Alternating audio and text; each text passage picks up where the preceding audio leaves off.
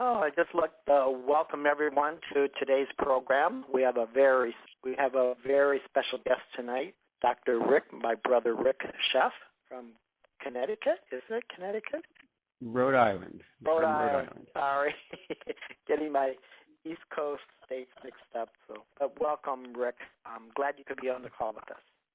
Thank you, Padre. Truly a pleasure to be here. Tonight, or I call it this week, at least in Christendom, we do celebrate Holy Week, but in the Jewish tradition, I believe tonight is the eve of Passover. So we have some beautiful feast days, holidays to really celebrate. And I wanted to honor that with Celebrating Life, and having my Jewish brother Rick with me really helps anchor that in our own walk with Christ, with God, how we actually understand who God is, but in that communication is actually prayer, because prayer is about a relationship. And tonight's topic, we're going to be talking about the power of prayer. You know, I believe each one of us have had an instance where we set up or send up a prayer to God, and hopefully God would answer that prayer. And tonight we just want to delve in a little bit deeper, maybe a little more simpler, or a little clearer of what prayer is and how that can actually help us in our everyday life. So with that said, I'm going to ask my brother Rick if he would open our program this evening with a prayer. It's not just an acknowledgement that we're doing this, that we're trying to connect. It's actually our relationship with. So if Rick would pray that prayer, I would love to hear it and experience that. Thank you so much, Padre. You're welcome. So let us all come together. Let us cast the circle. Let us open ourselves to serve as a clear, powerful, effective channel for the light, the love that is always there for each and every one of us. Let us call in all the angels, all of our guides, our guardian angels, the Holy Spirit. Let us call in all highest possible creations and manifestations of God. They are here. We are here. And together we are all one. And in this moment we open to and we manifest all that is in the highest and best for everyone upon this call, for everyone whom each of their lives touches, for all humanity, and for all living beings with whom we have the gift of sharing our precious Mother Earth. We pray blessings and fulfillment of all that is within and aligned with the will of God. Amen. So well expressed. What I take from that prayer, Rick, is I call it the intention of the heart, which speaks volumes. And from our mentor, Padre Ron Roth, he always talked about prayer as a relationship, and listening to your prayer, it was that outward expression of the inward spirit that you walk with. So thank you for inviting us into, I call it the Father's heart, the Mother's heart, the Mother Earth's heart. And in that expression, Rick, what was coming to my own heart or revealing of the heart is how we walk every day in prayer. Sometimes we might forget about what prayer is, but I think we get reminded of that relationship, that connection. And today, like any other day, I get to pause. I get to reflect on, like in the morning for me, prayer it's a value for me. So I do take an hour and a half to get centered, and not everybody can do that, but I am privileged to set that tone for myself. And then as I go to bed, I do some spiritual readings besides say my prayer in a sense of acknowledgement. And one of the prayers that Ron Roth taught me was the Jesus prayer. Lord Jesus Christ, have mercy on me. It just sets the tone when I lay my head at the pillow to fall asleep. But then when I wake in the morning, that name, that word for me is Jesus. For others might have a different name. But for me, it acknowledges my birthright, who I was born into. This, I call it the covenant, and so I have rights and privileges. And the only way I can draw from those rights and privileges is to acknowledge my source. So this is what we're going to talk about tonight. I'm thrilled to have my brother Rick with us. And Rick is actually a monk in our monastic community. He's here to Celebrating Life. He's also an MD, a family physician, and he's a well-known author of 2 books, Joyfully Shattered and Dr. Confidential, and now adding to his repertoire some audios, some recordings that maybe we'll talk about tonight. So, Rick, for you as a father, as a brother, as a physician, how does prayer, or how did prayer influence you in your walk with God? Well, first, let me begin with the time you acknowledged, which is we are at the beginning of Holy Week and the first night of Passover. Yes. And this is truly an awe-filled time. Yeah. And let us just honor the power of this season. And let me also share that that's a really odd thing for me to say given where I got started,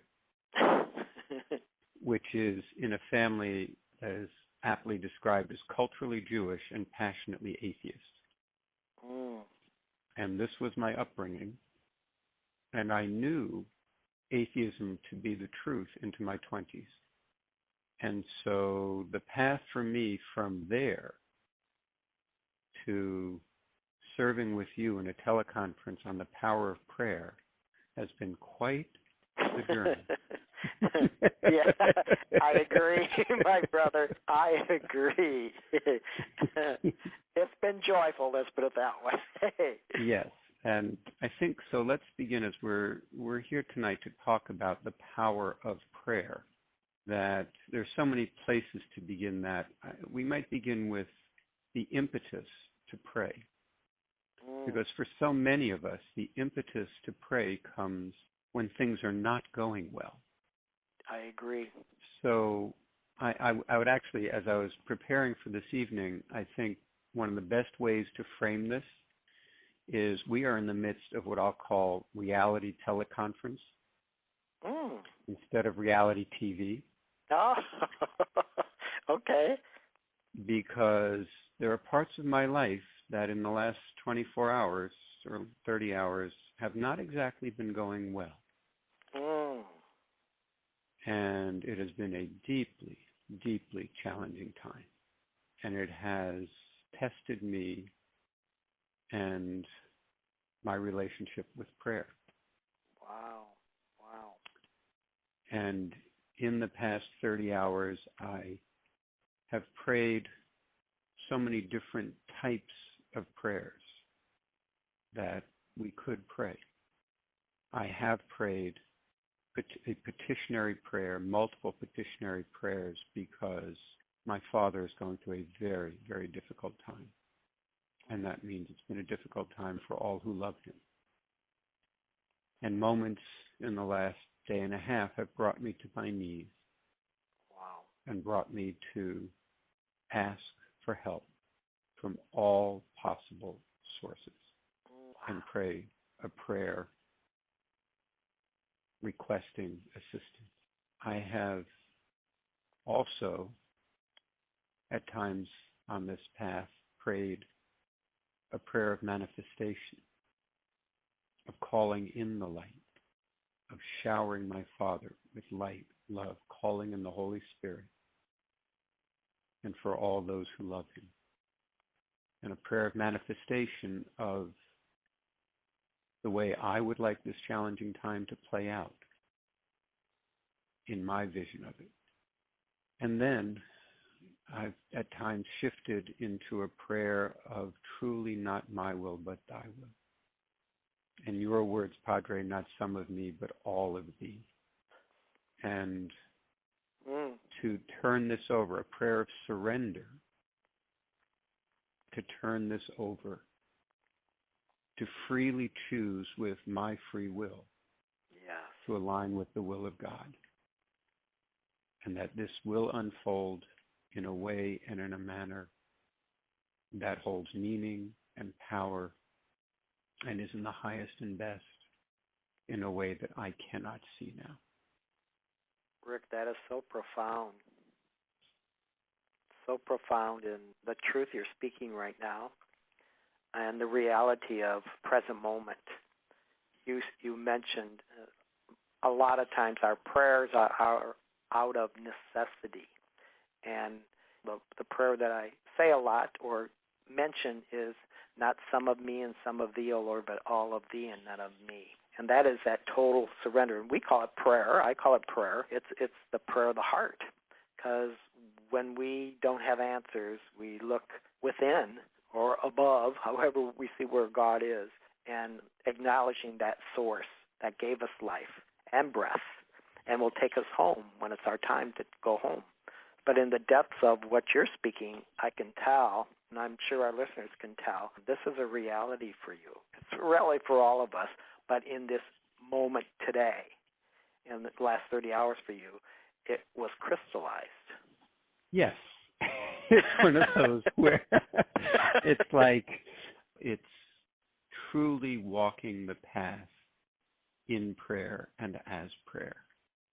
And this is as real as it gets for me right now. Mm-hmm. And I'm sure there's many on the call that might have the same experience or has in the last week or month. And it's like when it's applied, prayer is like applied science. When you do the stuff, it works.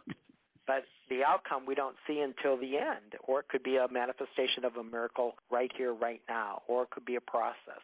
But the key that unlocks the door to the answers is actually our relationship, turning within, drawing near. And isn't it amazing, Rick, the formation that you have since your 20s of realizing, maybe there's something about this God, about prayer that might have meaning. And when we, including all of us, when we hit a door, when we hit a block, when we hit no answers and look to God for a solution to whatever we're going through or family members going through, we tend to fall on those prayers that we remembered that someone else taught us or we read in of any of the sacred writings or the mystics or the saints, that they actually give us life, give us hope. And that's the true essence of we're all one. Prayer is about joining together. We do, by that collective consciousness, call it the angels, the saints, we can draw near and really feed from the nectar of heaven. And I can tell by your experience, just that small expression, that you were dipping into that well, which brings you solace. It's really, it's saying, do we set aside time to pray that is separate from our mundane lives? Yeah. Now I'm in sacred space and sacred time and I'm praying. And there's a time and a place and a way that is appropriate. And we do separate the sacred from the mundane. Right. And at the same time, there's that instruction Ron would bring forward, Ron Roth, which is to pray without ceasing. Yes. That there is no separation between the sacred and the mundane. It all is. And we are walking this path. And to walk it as a spiritual path is really all we can do. In fact, that became the inspiration for a workshop that I'll share with those on the line now that I'll be giving at the Omega Institute in Rhinebeck, New York, next October.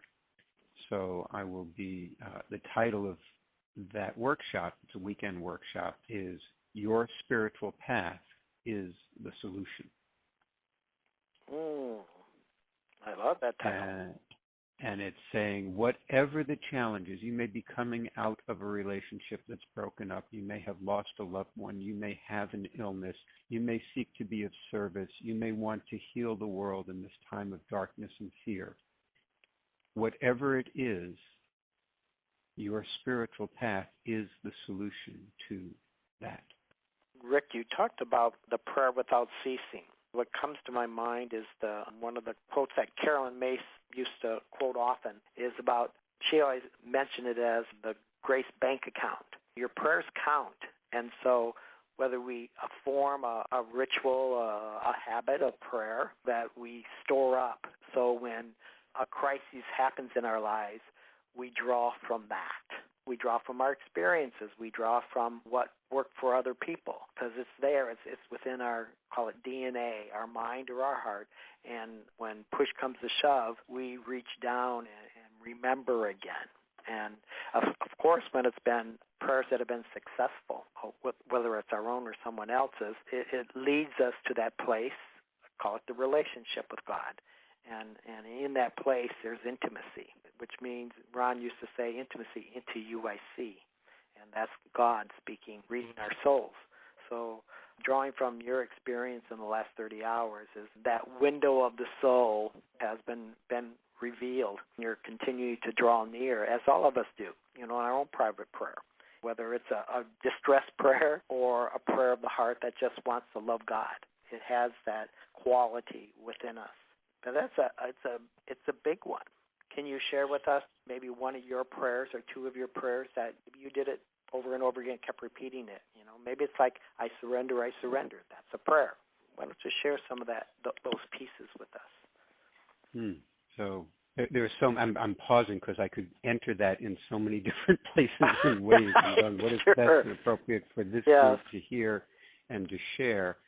Because really the way that I do this, and this has just evolved over time. It began from what I was doing in Current at John of God event. Which really began, and it was, you mentioned Carolyn Mace because she was one of my early teachers and really taught me about the chakras. Her Anatomy of the Spirit was just wonderful for me. Oh, yeah. And I had done yoga. I sort of knew about them, but that took me deeper into them, and then I began to use an opening the chakras meditation as a way to begin Current. And it just got bigger and deeper, and I found that really just took me where I needed to go. And the more I've done it, the deeper and further it takes me. And in the beginning, it took me an hour-and-a-half yoga session to even touch prana and feel something, and is that energy. And now I found I can do that because of practice. And this is another reason to pray, is it sort of greases the path to these states.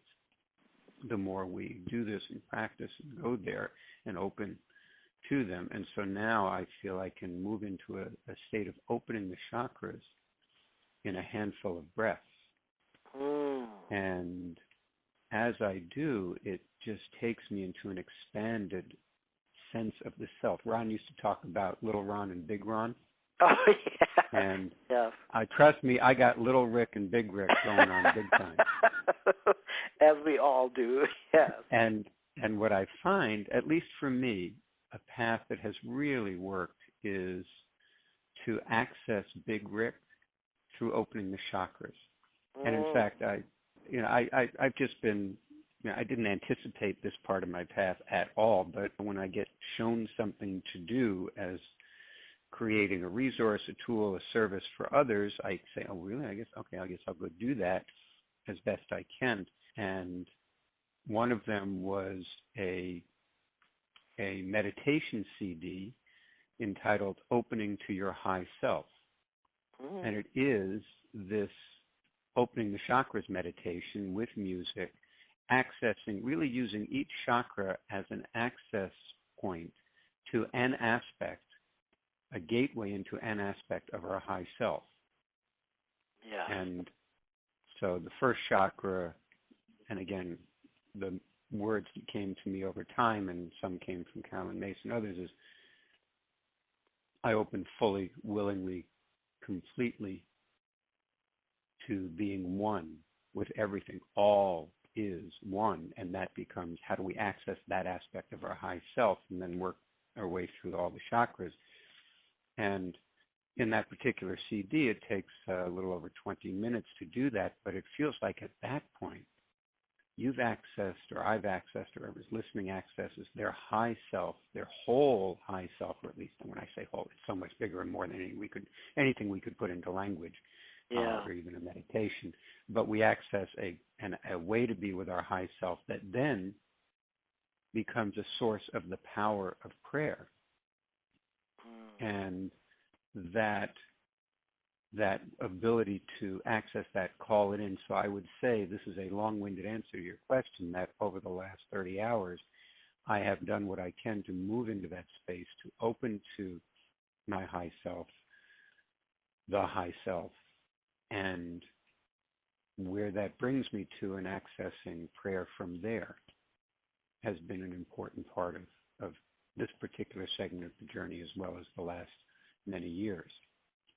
Wouldn't you say, Rick, that, I'm just making reference to the last 30 hours, like in anyone's case, applied when we're challenged, whether it's a physical illness for ourselves or a family member or our pet or someone at work, when we're being asked to make a decision, it's like, I think sometimes we get frozen into time because we're so afraid to make the wrong choice.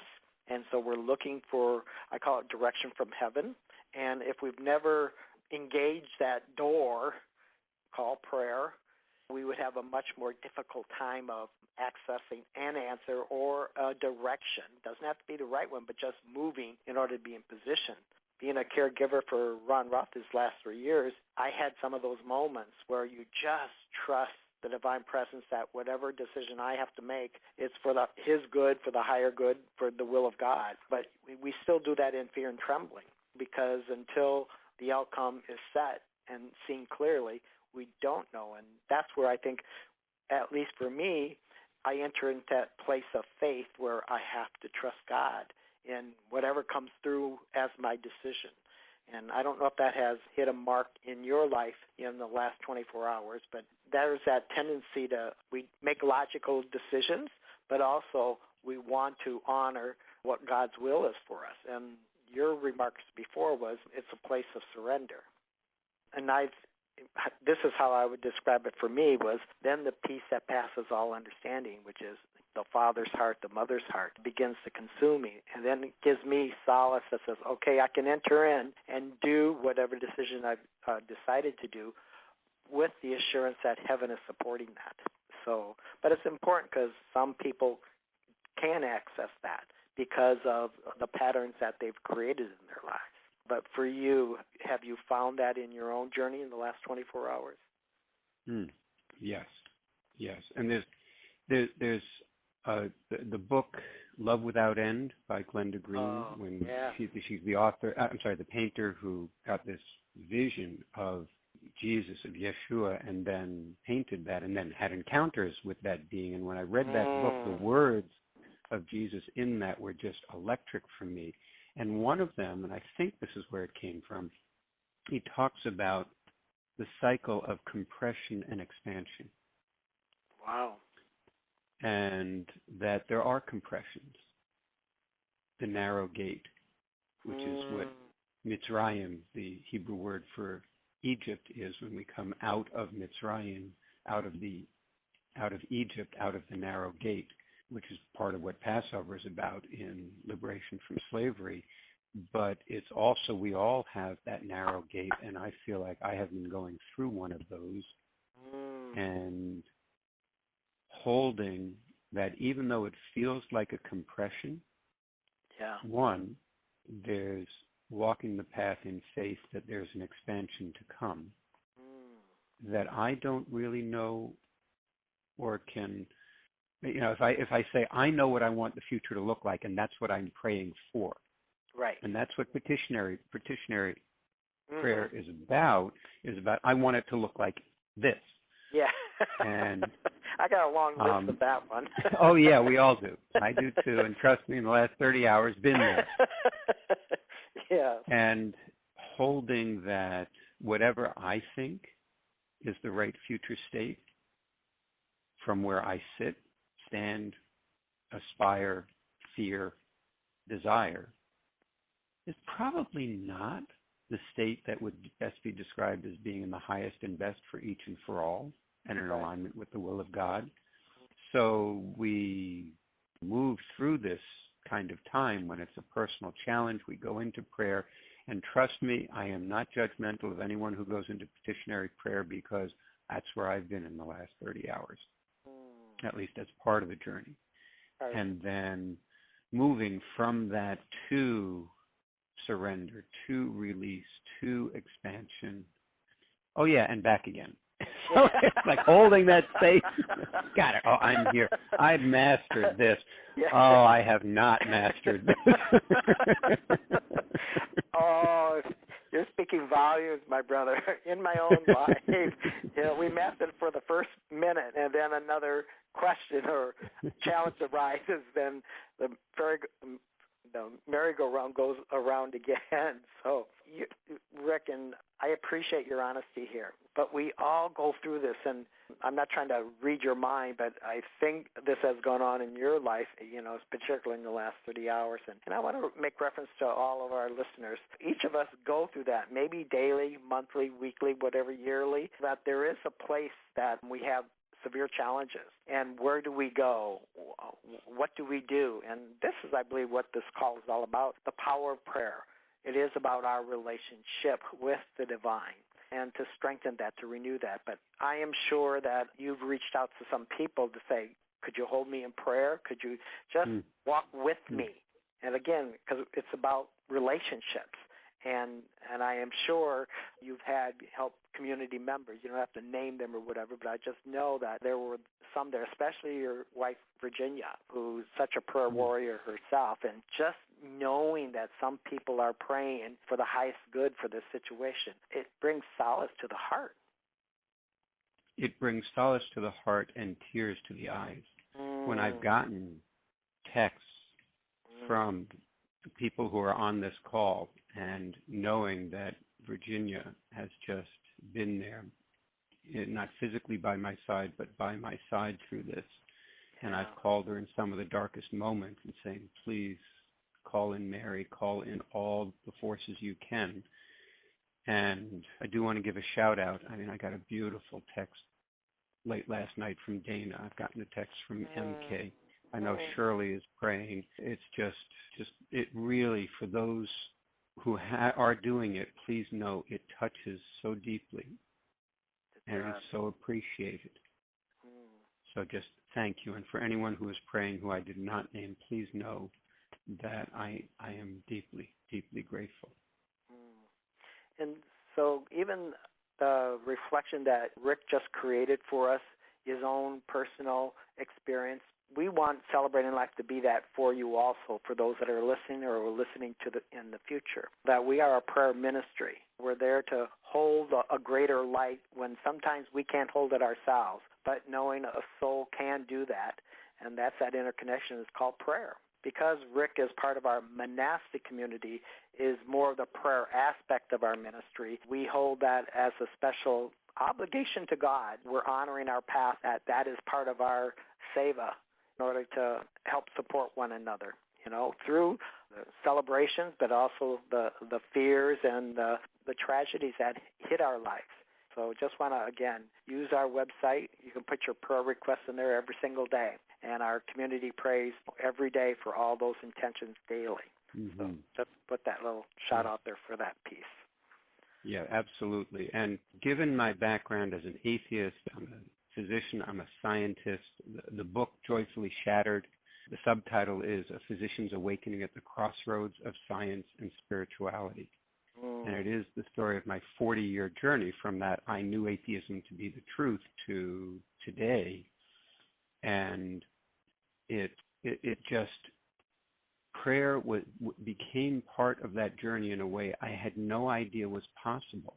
I mean, I used to look, there's even a moment in the book when I talk about this, when I am in a very difficult personal time, but it's relatively early on that spiritual path, and I don't know how to pray. Whoa. I can't move into prayer because I was never taught it. It felt false to me. It was always belittled.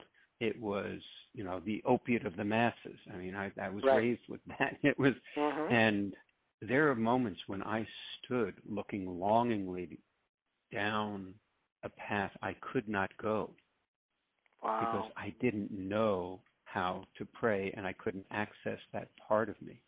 And now that I've been on this journey, actually part of this, and each of these things that I end up, quote, doing or creating as a resource for others, I didn't know I was going to be doing. I didn't know I was going to write that book, Joyfully Shattered. It was shown to me. It was a full-blown download at 4:30 in the morning that I was going to write that book. Wow. And then it took 8 years to write it. But yes, that was okay. Wow. But another one was I was in Brazil at one of the tables having a meal, and Joyfully Shattered was being finished, and I was sort of doing I wonder what's next. And the woman, one of the women at the table said, well, I've just been taking this wonderful online course by Janai. You should do an online course. And I went, really? I'm sort of looking around. So is that the guidance? Is that the next step? And I sat with it. And, I'd heard wonderful things about Janai's course. And the more I sat with it, the more what came to me was to offer a course on prayer. Wow. To help others learn to pray. Yeah. And it's now done. And the first version of it is being offered. It's available through my website. And if anyone wants to go there, I'm just keep, being shown resources to create and add to it. So the website is ricsheffmd.com. So it's www.rickheffmd.com. That's Sheff, no C, which I told Virginia when she married me, you're going to spend the rest of your life saying that's Sheff, S-H-E-F-F, no C. And she's saying, absolutely, that's been my experience. But the title of the online course is Prayer, Power, and Awakening. Discovering your personal path to authentic prayer. Wow. And what I like about that, Rick, is your background, number one, helps support what you walk through. Because one of my questions that I want to ask right now, and I don't know if you have a definition for that, but you talked about prayer, the prayer of the masses, the get caught up in prayer and you don't even understand it. It's like you couldn't even access that. From my standpoint, being a Christian all my life, and my parents, of course, were Catholics, so we always had these rituals. We always went to Mass. We always did our prayers. We prayed the rosary every night. It's a part of these rituals, which as a kid, you go, I can go without it, but they're making us do it, so we do it. But now as I grew older, I appreciated that form. And since you didn't come with that form, how was it your life experiences that opened the door for you to begin to explore prayer?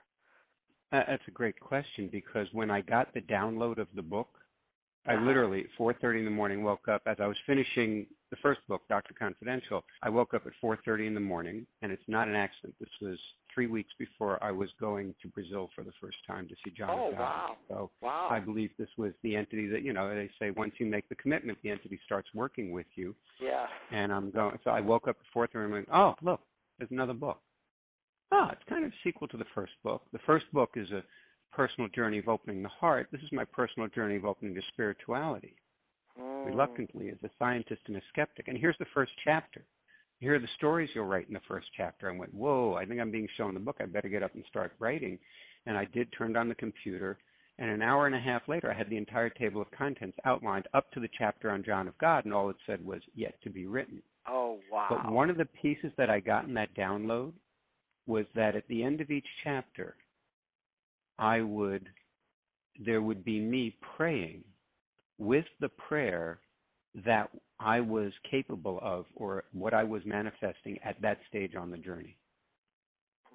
And the sort of leitmotif, the recurring theme, was to watch that prayer from beginning with, I can't pray at all, to I longingly want to pray, to starting to use the words of other people to express it, the prayers we get handed, to beginning to find an authentic voice within myself for prayer, to its expanding beyond anything I ever knew, to you then tapping me and saying, I heard my name called at a CLM event saying, Rick, come on up here. I said, what?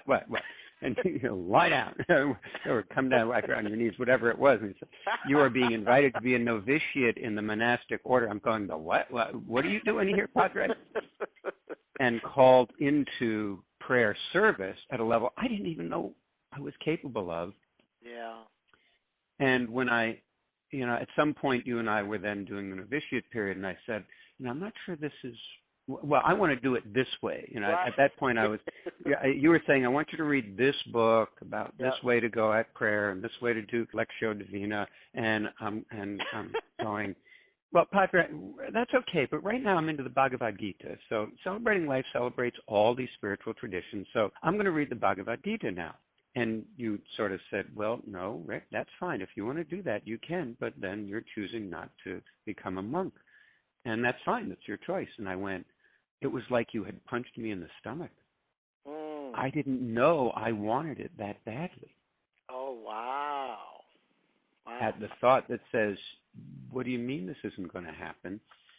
And it just then took me into that next deeper level, in your words, obedience, which was part of what was in that book you wanted me to read.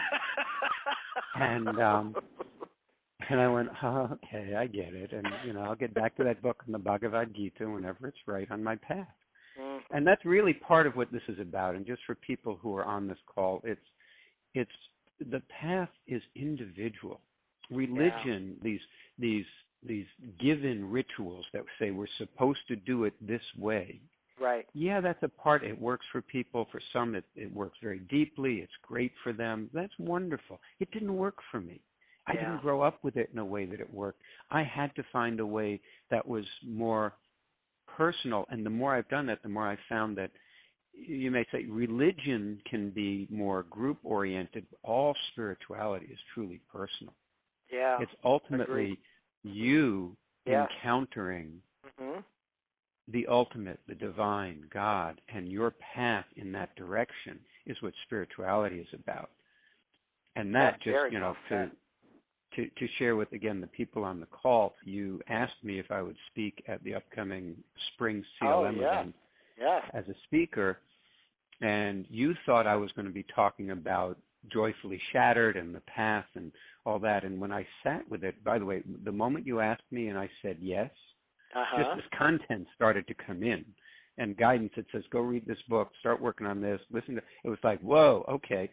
And I just opened to it. And it's been a 7-8 month process at this point preparing for this. And what came in was not to talk about Joyfully Shattered. I've written that. That's available. I've talked about it before. That's not really new. What came in was, and here's the title of the talk, as it emerged, was given me was, are you a mystic? Living your personal connection to the source of all. Wow. And that's about every one of us being on our spiritual path. Every one of us is a mystic. And this is about finding, discovering, walking your personal connection to the source of all. And now we're here talking about the power of prayer as a tool on that path. It's not the whole path. Right. It's a big portion of the path. It's one of the tools or collection of tools available to us to deepen and strengthen what is ultimately our journey to the ultimate, the source of all, God. Yeah. And I got to tell you, when I started this path, I couldn't use the G word. Oh, yes. I remember that one. So couldn't even use it, and now it's just part of that. And so but that will be what I'm talking about at the retreat, is asking the question at a very personal level for each person in the retreat, are you a mystic? And what does it mean to live your personal connection to the source of all? Mm-hmm. I'm delighted that you said yes to coming to our spring retreat. And for anyone who still hasn't signed up and has the desire, maybe it got sparked tonight that says, this sounds, what Rick is talking about is something I want to explore in a greater way. You're more than welcome. We still will allow sign-ups for that. So just put that out there. You're mentioning of, are you a mystic? Let's say for our spring retreat, most of us would have, I call it a relationship with God that they would want to come. But for those like being a 20-year-old in your own body, that was foreign.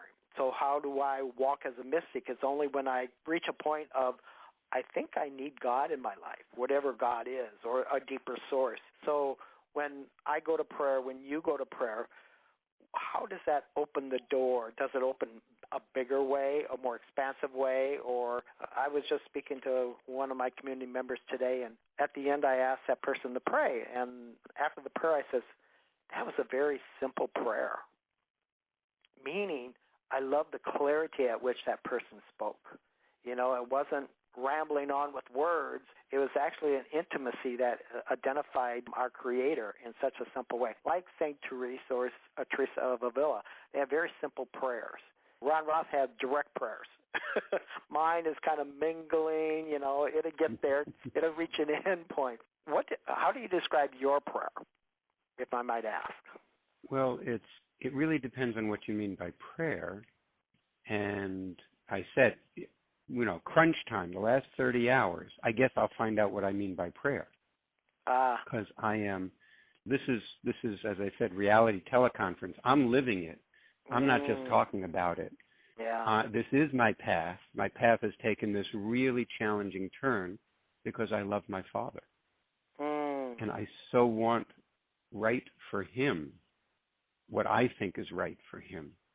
Yeah. And what I found is there's a whole spectrum of what we could call prayer.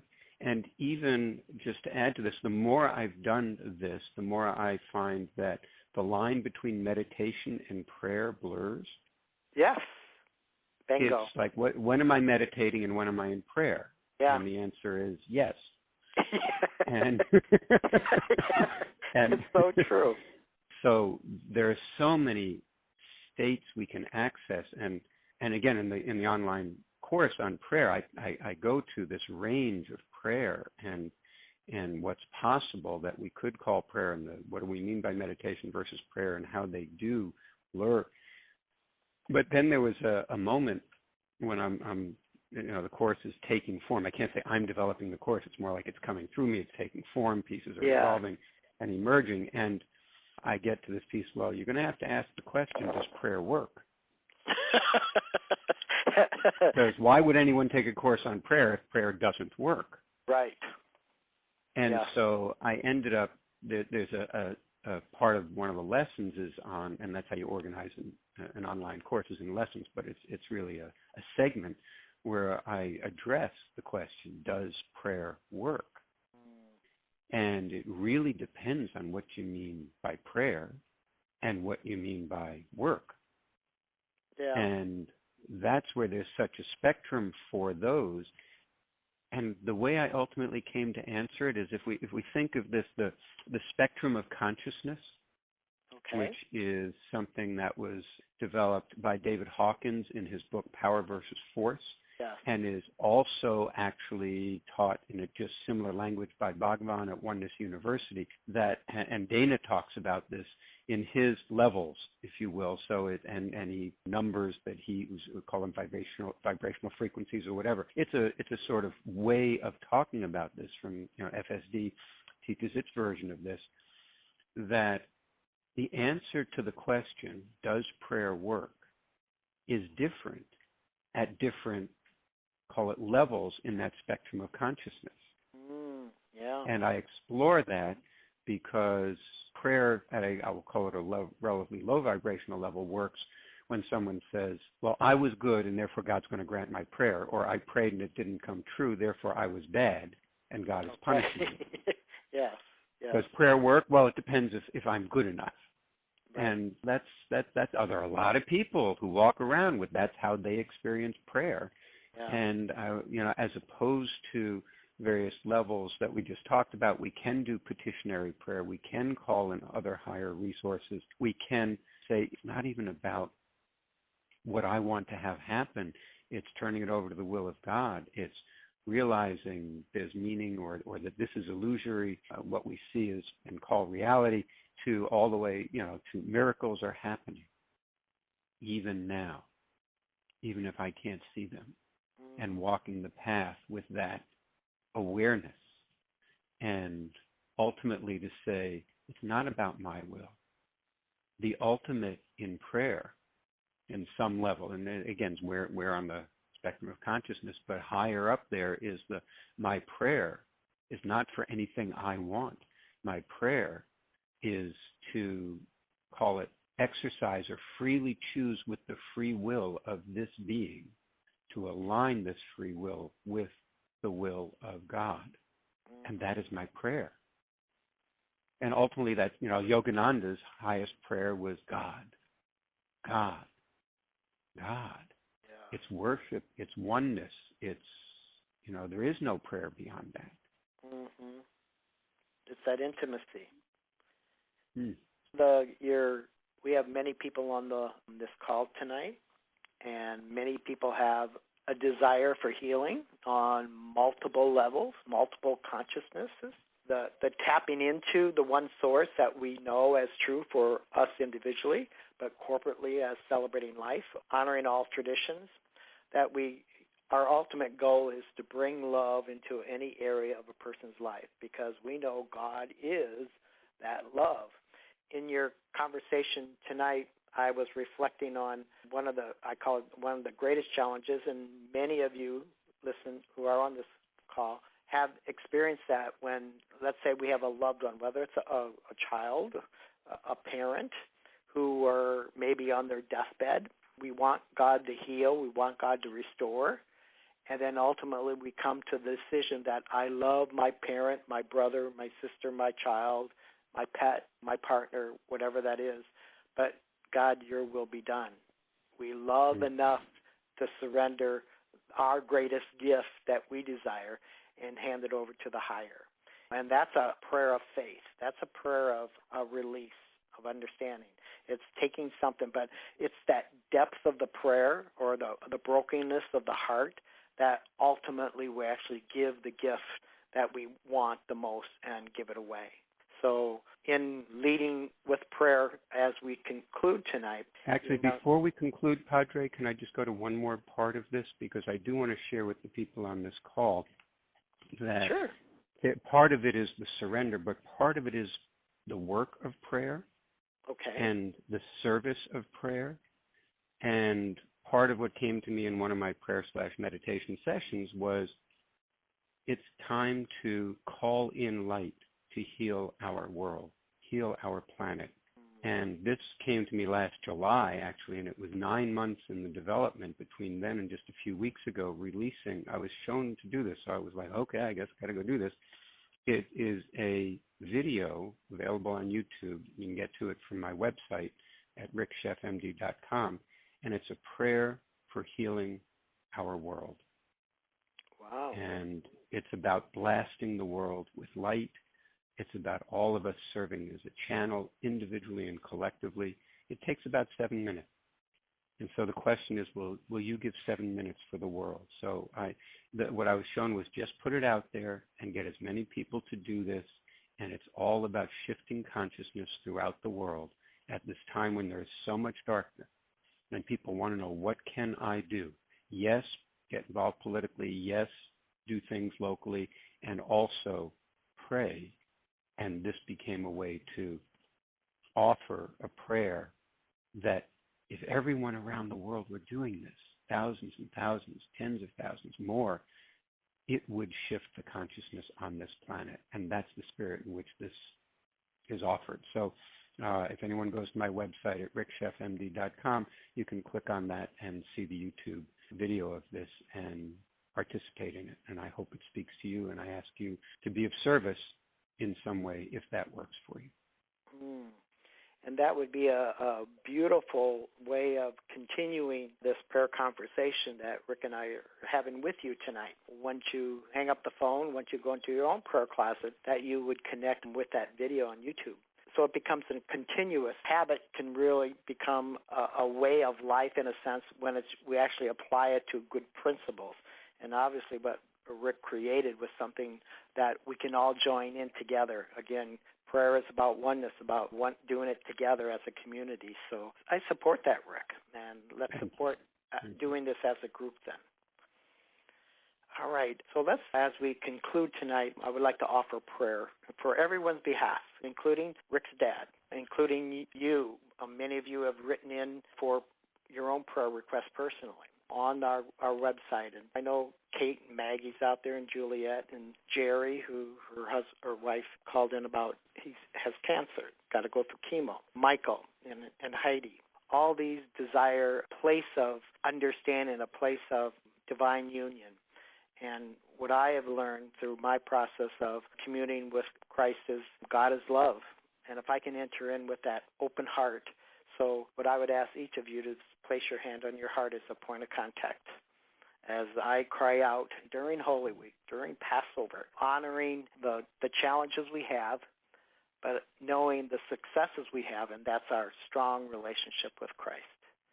So Holy Spirit, we just welcome you into this place. For some of us, a broken heart. For others of us, maybe a physical ailment, broken body, broken relationship, broken finances. In any of these attributes that we possess today, in our living environment, even the chaos in this world, we offer hope in you, O Lord. Let your kingdom come, your will be done.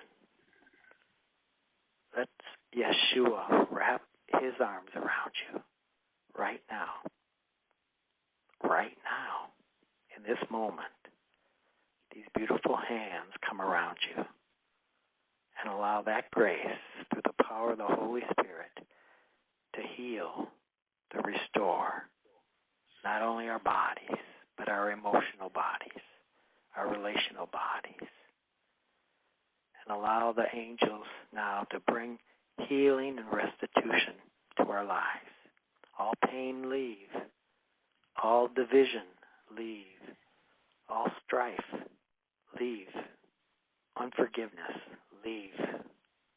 All these aspects of our old self during even this Holy Week, as we go deeper into our walk with Christ, that revelation knowledge, that resurrection power of this Christ Spirit, the Holy Spirit, begins to bring relief, restoration, and healing to all parts of our daily life.